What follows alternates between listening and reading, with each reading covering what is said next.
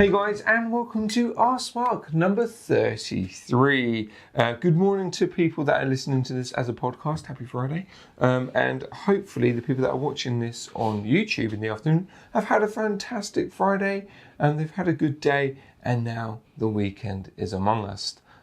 Which in the UK means rain because it's summertime. Anyway, I'm obviously joined with July Mark. and I'm cold. Yeah, it's July, I'm cold. My rain jacket has not yet gone into storage yet. My down stuff has, my proper winter stuff has, but my waterproof jacket is still on the stair banister. Anyway, obviously this is Ask Mark, so hello Mark, how are you? I'm good. I'm very excited. Just saw some new exciting lineups for 2022, but it's all embargoed, so I can't really say anything about it. That's about all I'm allowed to say. Technically, it's embargoed for you, shush. but I've seen it. I have not written anything down. I've not signed anything. Yeah, but neither have I. But I know that if I do Guys, divulge any all I'm gonna information, say then is- we'll never know for the next season. All I'm going to say is adamantium. They found it, and every single wing backplate and wing system is made out of it. And I can't believe that XDeep are now creating fluffy unicorn toys. I never have thought they would have gone down that route. Bizarre. But they're neutrally buoyant, so Yeah. who knows? Anyway, Who yeah. knows? He was But very it's not that. excited. Or He I can got neither very- confirm nor deny. Yeah, he got very excited showing me the press release. I was riveted by it, guys. Actually, no, there's some quite good stuff. Some colours I don't quite agree with, but again, we can't mention anything about that. Let's get straight into askmark number 33. So let's go to the first question, which is from Curvy Diver. They left this question on Instagram, and they say, I wonder if I could ask you a question. No. So question 2. Anyway, they say, what could cause a hose to literally disconnect from a first stage and a regulator whilst diving?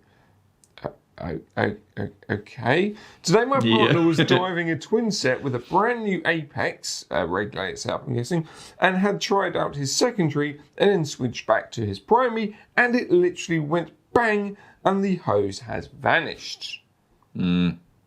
Okay, we had to make an emergency ascent. I wonder why there, mate. The staff at Vobster were great, but they said that they've never seen this before. And I'm wondering, Mark, have you seen this before? So, full disclosure, I have had a conversation with this diver to sort of diagnose and try and work out what happened, and we basically managed to sort of track down pretty much exactly what happened. But literally, sort of how they explain what happened on this dive was, they were on the dive and he was sort of checking out 2 different second stages, and then in switching back to one, the hose just went bang, and literally they were left with the second stage in their mouth and the hose disconnected from the second stage and from the first stage at the same time. They lost the hose and then sort of made it back to the surface. Nobody was hurt, so that's the best, most important thing. You say that, but there's a diver that got smacked in the face with a hose. He's still down there. That's why we call them whips, because they do whip around, and I think that's one of the things of sort of how this occurred. So what I imagine occurred was that the hose attached onto the second stage, that end of the hose disconnected, because as you're swapping second stages, you are turning things and the hoses do turn, and if that isn't screwed on tight enough and nipped up properly, it will eventually sort of unscrew itself, and then the pressure will pop it off. Then when that end is free of the second stage, because of the gas that's traveling through it, it whips around, so it moves around a lot. I imagine in that motion, it unscrewed itself from the first stage as well, and then popped off. They later on in the discussion, they said that they went to their dive centre who assembled it for them, and the dive centre actually admitted that they didn't nip it up. They just put the hoses on sort of hand tight, and then didn't actually get round to actually nipping them up. So that is the key point there. So whenever you're getting ready for a dive, even if you it's multiple dives on a single day, still always just check on the hoses, just give them a little turn, see if they will unscrew. If they do unscrew just using sort of hands, then it's not done up tight enough. You need a spanner, do it up hand tight, use the spanner just to nip it up a little bit. I think most regulators, hoses should be done up to about, I think it's 5 Newton meters. Some are 4.5, some are 5. It's not that much. It's just a little extra turn. Actually having that kind of precision torque wrench to actually be able to sort of tap it in is fairly rare. Most people just do it by feeling, but yeah, I think that's it. The dive centre apologised, and they're getting them like fully serviced and sort of rebuilt. But yeah, next Lessons time. are to be learned, aren't they? You know what I mean? Yeah. Check your hoses. Make sure they're nice and tight. Hashtag don't forget the nip. There you go. Yeah, Don't we'll forget make the that. nip. Hashtag that'll be on a t-shirt. Don't forget the nip. Don't forget the nip. I imagine there's a hashtag similar to that already. Yeah, on a hub service. As I like to bring that up every month. Okay, that's very interesting. Yeah, bizarre, mate. Just like you say, just check stuff over beforehand. Maybe. Yeah, I quite often get questions like this, and it needs a lot more information. And because it could have been from literally bumping that sort of hose ferrule, the metal section. I just happen to have a hose. That section, if that's attached onto a first stage and you bump into that, it could shear or kind of break the threads. So I was half expecting some of that. They sent some pictures and there was none of that. It had literally unscrewed completely. So yeah, the most logical sort of thing that could have happened was that it literally unscrewed itself, which isn't unheard of. I've seen it sort of unscrewed from the first stage, but usually you can see it. You can see bubbles streaming out of it quite early on, just with like a single turn. But to unscrew completely, that's a lot. That's about 5 turns or something.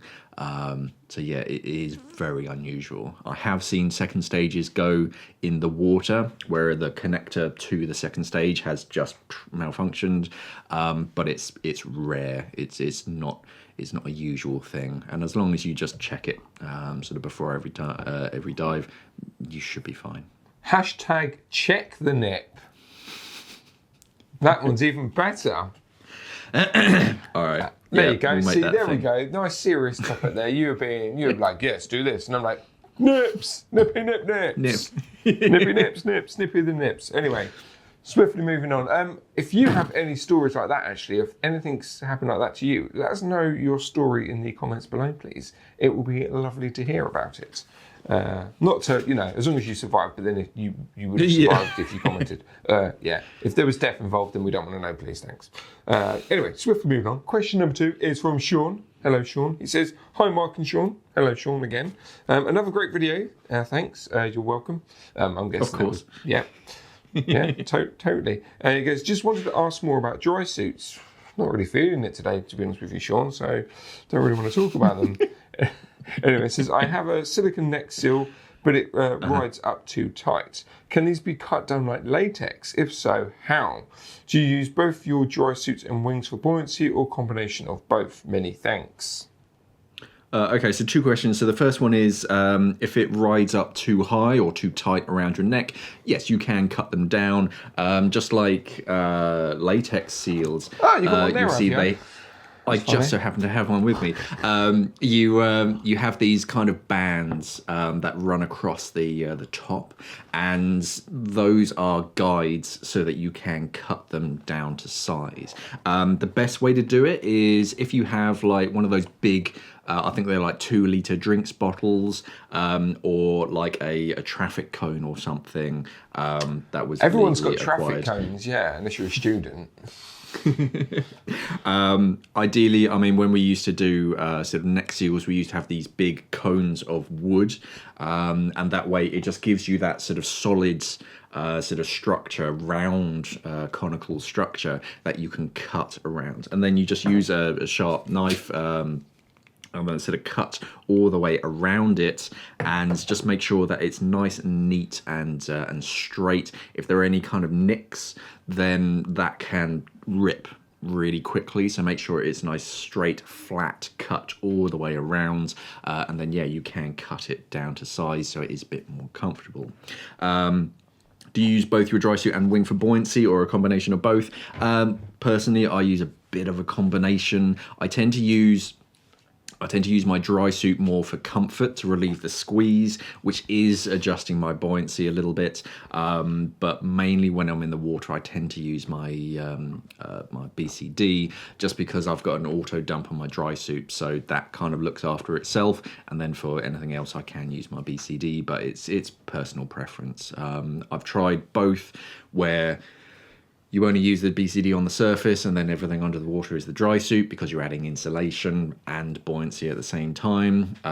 Combination, it's just sort of whatever works for you, really. I tend to use my BCD because if I'm ever teaching, my students can see kind of what I'm doing and it relates to them. Yeah. And it's that sort of monkey see, monkey do, is that, oh, if my instructor is venting, then maybe I need to adjust my buoyancy. Whereas if they just see me kind of like shrug a shoulder, it doesn't have it doesn't have that sort of mental connotation of, he's obviously adjusting his buoyancy, I need to adjust my buoyancy. So if you're teaching, it's kind of better to use your BCD, because your students are seeing exactly what that you're doing, and it makes sense to them that, oh, maybe I need to adjust my buoyancy as well. Cool, excellent. And the best way to cut the latex seals is with a chainsaw, just to let you guys know that. If a nice clean cut. Yeah, the most clean cut chainsaw. Let us know your combos as well in the comments below. What suits you? You know, the more people kind of puts ideas at, the more, Sean can have a think about things. Cool, man. All right. So question number 3 is from the catchy name CNT12696. Yeah, from the future. It's a robot from the future. That's his serial number. Oh dear. Nothing goes wrong with that. Anyway, he says, or they say, or the Lord and Master Robot says, hey Mark, I've been diving once or twice a year for a few years, and I'm now beginning to have more time and finances to dive more and start acquiring my own equipment. Awesome, nice one. I loved the side mount class I took, and I'm looking at the XDeep Stealth 2.0 Tec. What are your thoughts on this BCD? Also, my family does a couple of liverboard trips a year that don't allow side mounts. Should I buy a used backplate and wing setup for these trips to use on my own gear, or just rent their jacket style BCD for the trip? So starting off, the XDeep Stealth 2.0 Tec, is a great sort of modern side mounts BCD. Comes in a few different sort of combinations. You're looking at the Tec. You either get the Tec or the Rec. Tec basically means that it's like a almost one sort of system, so one-piece harness. It's not a one-piece harness, but you don't have adjustable or sort of pinch clip failure points. The Rec is that's sort of adjustable, so it's a bit easier to get on and adjust it for size. You then get either the classic bladder, or I think they could just call it the Tec bladder, which I prefer because it has that sort of extra section over sort of the top. So if you're diving in overhead environments, it just gives you a bit more coverage, and I think it has a greater amount of sort of buoyancy. And yeah, you have a few different sort of options on the that spinal weight section. So it's either like 4 by 2 kilo or something, or like 8 by 1 or whatever it is. So you can control exactly where that sort of trim weight is on your BCD. I like it. Definitely recommend the Stealth 2.0. I think a lot of like pretty advanced divers have been using this system, and it's tried and tested, tough as nails. So yeah, definitely recommend. My family does a couple of liverboard trips that don't allow side mount. That's odd. I don't think I've been on a boat that doesn't allow side mounts. That's side mountist. How dare they? Yeah. Maybe just have a word with them and just sort of say, oh, well, yeah, and teach them the values of sort of side mounts, because I'm surprised there's liverboards that don't allow it, and I don't know why they wouldn't. But Because they're side mountist. Told you. yeah. Should you buy a used backplate and wing setup for these trips, or use their jacket style rental BCDs? That's kind of up to you. Personally, I like wearing my own kit because you know exactly sort of where everything is, how everything fits. The benefits of renting kit is you don't have to worry about the baggage allowance or the space that it takes up. BCDs can be fairly bulky, and yeah, you kind of have to weigh that up against like how much the rental cost is. I mean, I'm quite happy wearing a rental jacket BCD. It does the job, as long as I'm not doing anything too sort of advanced. If it's just recreational diving, then yeah, it should be fine. But I like to bring my own stuff, and you can get a pretty cheap backplate and wing setup nowadays. Don't buy used. Buy from simplyscuba.com, brand new. And if you can't afford it, use Klarna Finance, and we can sort you out. Thanks. Yeah, in all honesty, that there are sort of finance options, but but yeah, it's not the end of the world.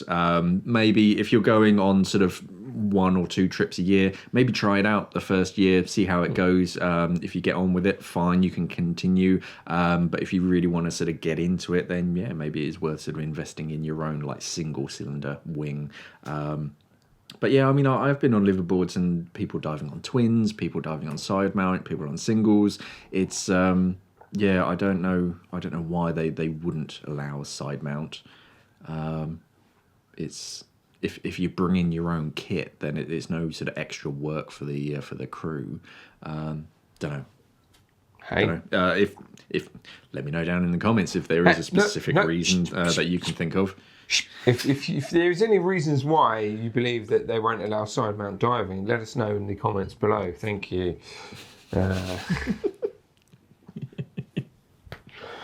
Oh, just have the stretch. Yeah, that's interesting, isn't it? That they won't let side mount. No, yeah, like you say, if it's nothing to do with them, if it's not any extra work for them, what's the harm? No. Yeah. Anyway, I don't know. Who knows? Right, question number 4 is from Old Meeple. The Cool. bit crispy, a bit fluffy. Yeah. He goes, yeah. hi, I'm looking for a new dive computer. I'm a recreational diver and I'm not going to do tech dives in the future. Okay. I would like a computer with air integration. The Sunto D5 or the Eon Core seem to tick all the boxes, but a lot of people seem to advise against them because of the algorithm. What's your option on these dive computers? Don't buy them, get the Terek, you'll be happy, thank you, goodbye. So yeah, a lot of there's a lot of things online about the Sunto RGBM algorithm, but the D5 is on their new Fused 2. I'm just looking at the Eon Core. Is also on the RGBM 2 Fused. So yeah, this is. I mean, I used to dive on a few different Sunto computers, and yeah, they can be fairly conservative. I mean, I was on a pretty average dive. It would have been 20-something meters, and coming back up, just doing a safety stop, all of my buddies are kind of like, yeah, all sort of tissues cleared, not tissues cleared, but sort of safety stop over, and they sort of surfaced. My computer said 0, okay, start to go up, and then my computer starts shouting at me at about like 2 meters or something, saying I need to do an extra 5 minutes of stops, and for no obvious reasons. It wasn't as if it was a deco stop beforehand because it didn't give me a ceiling or anything. It was just a safety stop, and then it's just like, oh no, you need to do even more. So it can be conservative at times. But with the new RGBM Fused 2, I think they've kind of fixed that. If you're diving multiple dives, if you're on like a dive week sort of trip. I think they fixed a lot of that problems with this new algorithm, so I think you should be sort of okay with it. D5 or Eon Core, very similar computers. It's just one is the watch-sized version, the other one is sort of slightly larger. Yeah, I wouldn't worry too much. There are hundreds upon thousands of people diving Eon cores and D5s out there. They're not bad computers. The algorithm isn't ridiculous. I think a lot of it stems from like old sort of views on the standard RGBM to the algorithm, whereas this new updated version I think is a lot better. So yeah, should be fine. Should be fine. Cool, excellent. And if you buy a Teric, you don't have that problems. One thing that might be worth sort of doing is waiting until Christmas, because I don't think there's been a Christmas period in the past 5 or 6 years where they haven't offered a discount, if not a free transmitter. That will not happen. You need to buy it from simplyscuba.com, full price, no discount. It's there. To be fair though, in terms of shearwater, you don't get a discount. So you'll never get that any cheaper than what you already have. Yeah. But obviously Sunto, that never happens. They don't offer anything. They don't do deals.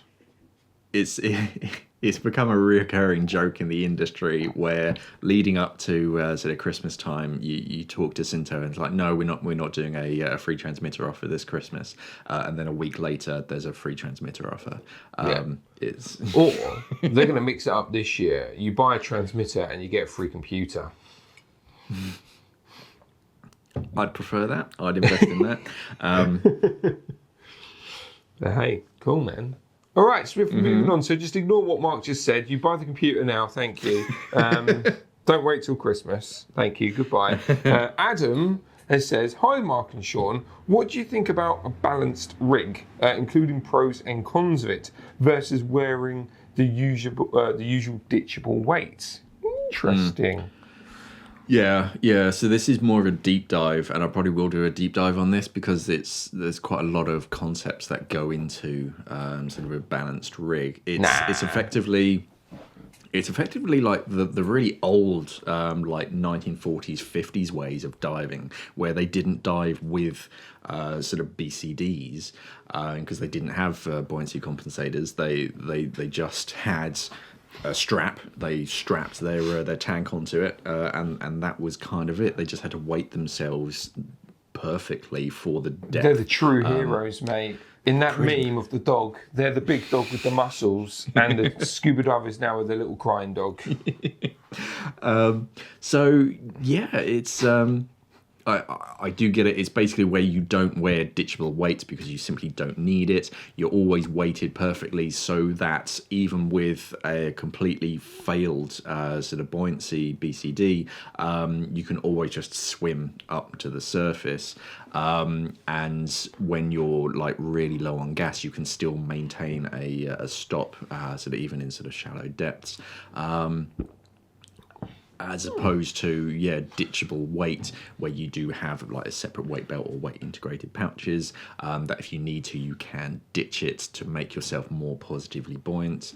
I do a bit of a hybrid of the two, where I aim for that sort of perfect buoyancy, but in the weight that I carry, it's still ditchable. Touch wood, I've never had to ditch weight, but it is kind of there should I ever need to.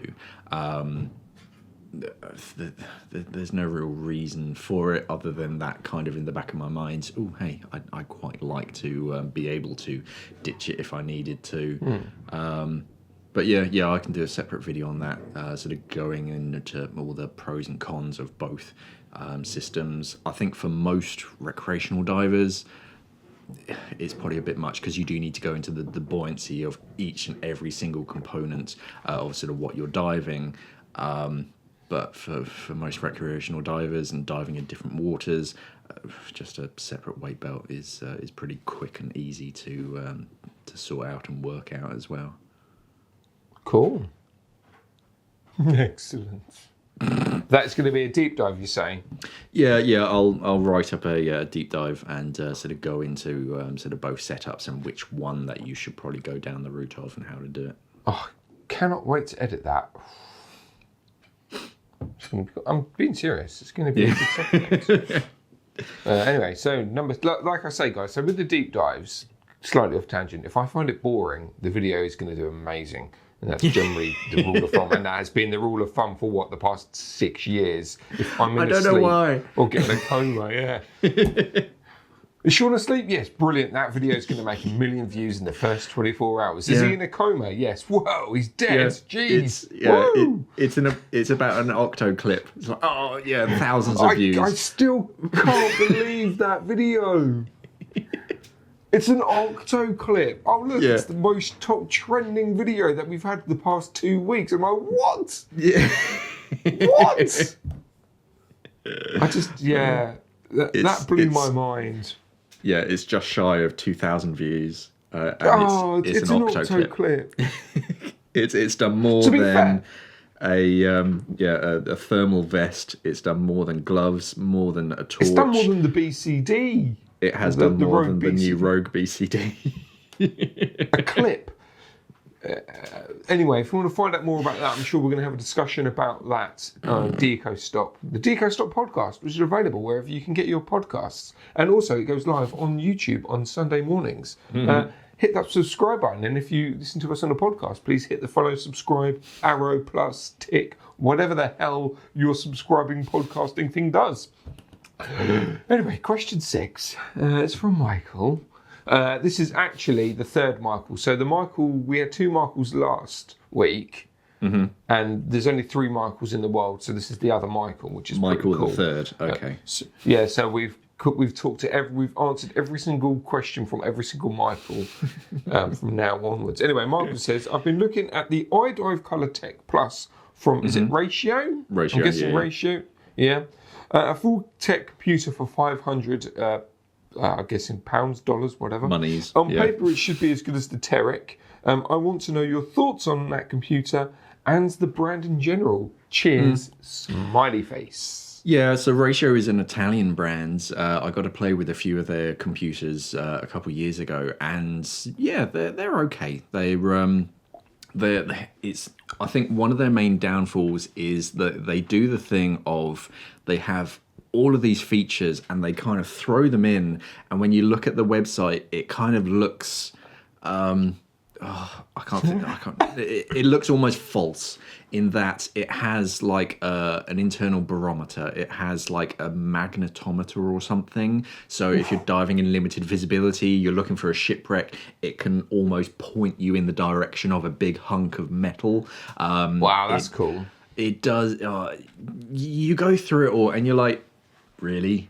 It seems a lot on top of all of the recreational diving and even technical diving stuff.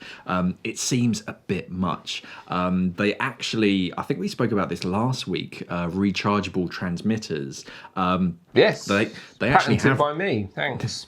They actually have. Don't ruin it. No, they've had it for a while. It's not wireless though. It's a bit like the Sunto connector. That sort of bayonet fitting, so you can recharge it. I forgot that existed, but it's not like wireless rechargeable that we were talking about. So technically, we weren't wrong last week. Yes. Yeah, I think they. Technically, on paper, they do the job. They tick all the boxes. I just think the kind of the final polishing and the like usability isn't quite to the same standard as something like a Shearwater or something. So it will do the job, and these computers, they are out there. There's plenty of other brands that aren't huge names like Suntos or Scuba Pros or whatever it is, but they do the job. And if you're not too worried about the final sort of polishing or the user interface or something, then they are perfectly fine, and a lot of divers do trust them. However, yeah, I mean, there's a reason why Shearwater are sort of viewed as one of the best diving brands out there, and that's because their user interface and their aftercare is top notch. And they're also Canadian. and they're Canadian. So yeah, it's kind of one of those things of, yeah, sure. If you're not too worried about sort of these things, then yeah, the ratio will definitely do the job. But yeah, there's no real reason not to. But there are sort of alternatives sort of out there. It's one of those things of, yeah, if it works for you, then yeah, go for it. They're not a huge brand, but technically they'll do exactly what you need. Yeah, maybe check them out. Cool, man. Any viewers right now, do you dive ratio? Do you have the Terek equivalent? Let us know your thoughts and how you got on with them down in the comments below. Yeah, that'd be quite cool. Maybe that's a brand we could look into. No? We did look at getting them in, but the UK importer was just hard to get hold of, basically. Well, that might be different now. Brexit means Brexit, Mark. So he never used to answer his phone, basically, or his emails. It's because he's Italian. He was too busy even eating pasta or drinking espressos, mate. Or, I don't know, trying to rescue princesses. Isn't that what they do? Yeah. One thing that I learned is that in Italy, it's a huge thing that you don't have milk in your coffee after 11. Cool. Well, I don't have milk in my coffee. Unless I'm having a flat white, my coffee's black. Yeah, no, apparently it's this huge cultural thing that I had no idea about. And yeah, you only have like a small amount of milk. You're not Italian, are you? So No, that's true. That is weird though. But then, yeah, it's sort of like people say don't drink coffee after, like, what is it, like midday or something? And I'm like, well, that's impossible. I couldn't do that. It's more to do with there's a line, I think they call it like the milk line or something, and south of this milk line, and it goes like straight through the center of Europe. It's basically where milk doesn't keep because of the higher temperatures, so they tend to use oils. And because historically they haven't had that sort of lactose in their diet, they have a higher tendency to more sort of lactose malabsorption, I think is the technical term. So where they can tolerate a small amount of milk, but if they have a lot of milk, then you just get indigestion and all that kind of stuff. So they poop themselves, mate. They poop themselves. So as a cultural way of kind of stemming this, the Italians just sort of said, oh, okay, well, yeah, we just don't have milk in our coffee after 11, and that's this kind of thing. And you're like, oh, okay, that's interesting. There we go, guys. You're going to go from ratio dive computers to Italian traditions. Welcome to askmark. This episode has been very variancy of Deco Stop, where we have a tendency of going on a bit of a tangent. I like it. Do you like it? Probably not. I mean, this video is probably going to be about 3 hours long now. Now, normally, that would be it. I would be going, Mark, do the outro. But we have a bonus question. Bonus question. It's from our channel regular, G. Hey, G, how's it going? He goes, hey, Mark and Sean. I'm still enjoying your videos a lot. Awesome. But I miss the comic segments that you did one time before COVID. These weird things. Like talking about Italian coffee. Yeah. He goes, I was wondering if you're planning to bring them back into the mix, or is that part of Simply Scuba YouTube a thing of the past? So I'm guessing you're referring to when, obviously, originally when you did voiceovers, Mark, and then you'd hear me in the background going, we then integrated that to give me and Mark a microphone, and then when you step back in front of the camera, I would then go, and you'd have that trigger, wouldn't you? So I'm guessing that's what G's talking about. Maybe, or just the sort of the more funny kind of takes on different topics. It's not. I don't think it's been a conscious thing to eliminate it. It's just with a lot of the topics that I'm talking about, it's quite hard to be funny when I'm talking about decompression sickness or something. Trying to find that like funny twist on a story. Don't know. I mean, my view sense of, so obviously the thing is, those types of videos and those styles of videos, they did, when we came back, we didn't think of them, or we thought, like the surface interval basically was the replacement of Friday feature, which was that style of that style of video. And the problem is when we initiated those videos and when we created them, obviously Mark did the scripting, but then if there was anything that we wanted to input or anything that I wanted to interrupt or I could add into it, I would do it there and then. But that's because I was there, I was editing the video, you know what I mean? So like Mark would put things in there because he knows what I'm like. It would trigger me, then I would say something stupid. Or it would depend on how many coffees we've had that morning. And then, you know what I mean? So there was that back and forth, especially as well when we first started doing them, when there was 3 of us. So you had Mark who would script it, you would have James the editor, and then you'd have me being the wisecracking butthead, just interrupting. What did you do?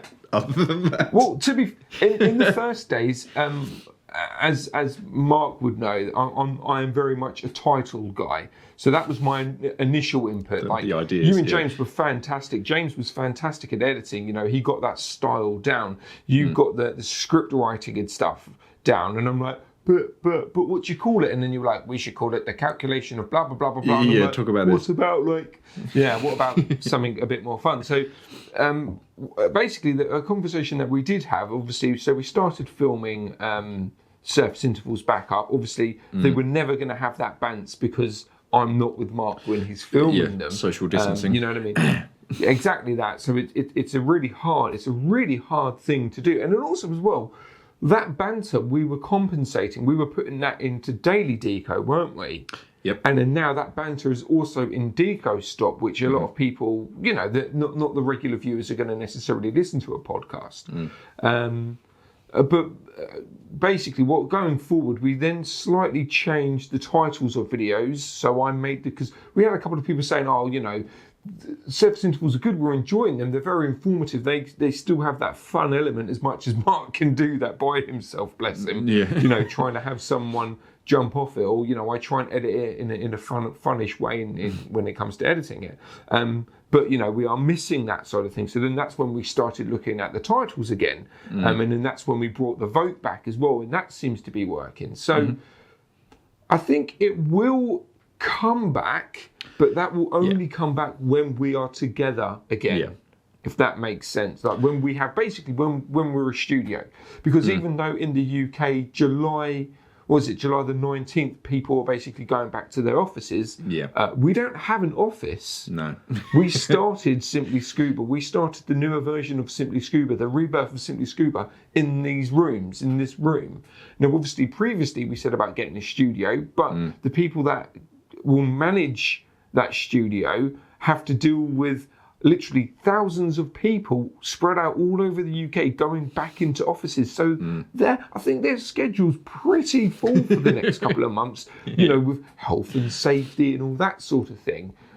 So we will eventually get a studio, but it probably won't be till the end or the latter half of the year, which is a shame because we are in the peak right now. You know, the season's just kicking off definitely for the channel. But that does mean for next season we'll be primed and ready, I guess. Like the studio setup hopefully will be where it needs to be. It will look polished rather than the various changes that you know, the various different styles of sets that we've had over the years. You know, we're always tweaking, you're always changing them.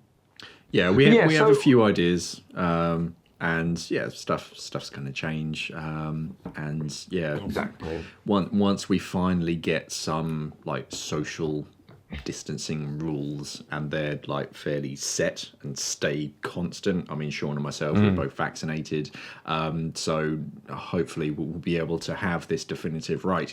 Now we can actually go film outside properly and do this, or we can sort of have the studio and do things. So I think going forwards things are going to change. We're going to get back into the sort of fun swing of things. But for now, it is what it is. But it's not a conscious. We want to go down the fun route. It's just easier said than done when it's just me with my auto cue. Exactly. Exactly. You know what I mean? You get in a mindset. You want to get something serious, or you want to get something portrayed, and there might be a joke element there. But that's the thing, though. Like when I'm editing it, And I'm like, I say to myself, well, that's a bit silly. And I'm like, damn it. Yeah. I would be saying that when I'm there, but I'm not. So, and there's no point in me putting it in after the fact because it breaks the flow of disjointed. the video. That's what I'm I'm always that. Again, Mark knows that, and probably a lot of our long-time subscribers know that I love the flow. Just a long take. Oh yeah. What it is. Yeah. If you make a mistake, just keep going. Yeah, exactly. It's more natural. But anyway, yeah. So G. We acknowledge what you're saying. You're not the only one that's saying it. We are doing tweaks and turns. As I say, the titles are kind of going back to the Friday feature for the surface interval. They are still light-hearted. It's just you don't have me going, but you get that in the Deco Stock podcast. And if you don't listen to the podcast, you should. You can listen to it on Spotify for free. It doesn't cost anything to download the app. I mean, granted, you'll get an ad every 2 seconds, but that ain't to do with me. Not on so, podcasts. You know what I mean? Do you not?